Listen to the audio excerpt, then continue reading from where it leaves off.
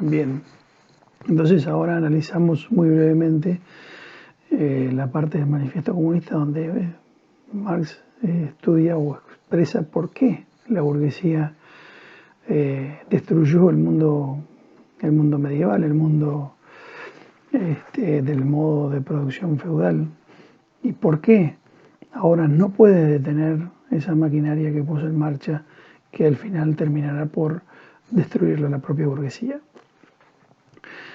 Bueno, la cuestión es la siguiente. En determinado momento histórico, que es fundamentalmente el siglo XVII, eh, el occidente europeo, por causas históricas que obviamente no es posible reproducir acá, se encuentra frente a una demanda creciente de sus productos, básicamente textiles. En ese momento, el modo de producción que existía en Europa estaba terminando de ser, ya se encontraba al final del momento de la producción feudal, y en el caso de los productos elaborados, los productos artesanales.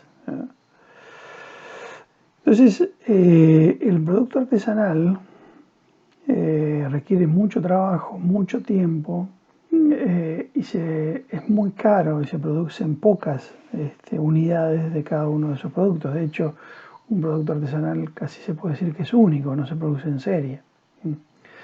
Entonces, ¿qué es lo que sucede? La demanda supera por mucho, digamos, de forma muy voluminosa la oferta que podía, a la que podía responder el sistema productivo artesanal. En consecuencia se inventa otro sistema productivo, por supuesto acá estamos resumiendo muy apretadamente siglos de historia. Se inventa otro sistema productivo que es la mercancía. En la mercancía lo que sucede es que se fracciona todo el proceso de un determinado producto, se lo concentra en un mismo lugar. Esto no lo explica Marx en el manifiesto, pero es importante explicarlo. De modo tal que lo que antes se hacía una sola persona en una semana, ahora todo ese proceso productivo se fracciona paso a paso, se incorpora en una fábrica, en un espacio en común, y hay 100 personas que desarrollan cada una de esas partes en que ha sido fraccionado el proceso de producción. Por supuesto, antes el artesano controlaba ese proceso de producción, ahora ya no lo controla. Es que ninguno de los trabajadores, es decir, el artesano se ha convertido en trabajador asalariado, su artesanía se ha convertido en mercancía. ¿Por qué? No solamente porque se ha fraccionado su proceso de trabajo, sino porque todas las mercancías son iguales. Y, entre otras cosas, también porque ese producto se ha abaratado. Se ha abaratado muchísimo porque se produce mucho más en mucho menos tiempo. Eso a consecuencia de fraccionar el proceso productivo, concentrarlo todo en un mismo espacio y dividirlo en tantos trabajadores como paso se ha fraccionado el proceso productivo. Los artesanos o campesinos pasan a ser ahora trabajadores asalariados. Esa es la primera respuesta a esa demanda creciente de productos que Europa en ese momento y por determinadas circunstancias no podía satisfacer. Pero eso no alcanza. La demanda sigue en aumento. Es decir, entonces, primero y principal, se cambia un modelo productivo. La burguesía logra cambiar un proceso productivo y desecha la artesanía y logra un nuevo proceso productivo en el cual lo que se produce es una mercancía. Bien, eso es mucho más barato, es mucho más rápido y se produce en mucha más cantidad, ¿no? Muy diferente al producto elaborado por un artesano.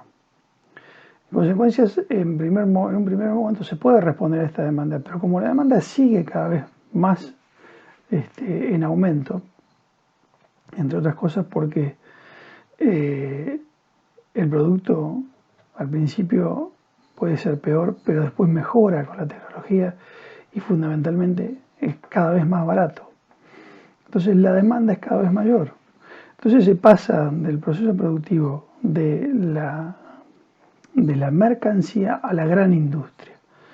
Y la gran industria ya no es una fábrica, sino que el proceso productivo se fracciona en muchas partes más y se rearticula todo ese proceso productivo, de modo tal que la materia prima puede producirse en un país,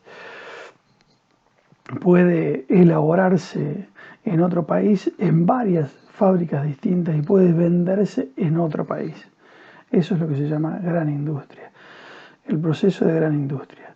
Y de hecho, en cada país lo que sucede es que las industrias mayores o los capitalistas mayores se van fagocitando a los menores y en consecuencia va creciendo también la configuración de cada gran industria, que primero se nacionaliza y después se internacionaliza. Ahora bien, ¿por qué este proceso socava sus propias bases? Bueno, por dos razones, una material y otra social. La material es que este proceso productivo solamente puede subsistir a consecuencia de producir cada vez más. Pero la consecuencia, a su vez, de producir cada vez más es que las mercancías son cada vez más baratas. Hay cada vez más mercancías y son cada vez más baratas, lo que va en contra del propio proceso productivo. Ahí es donde está la contradicción.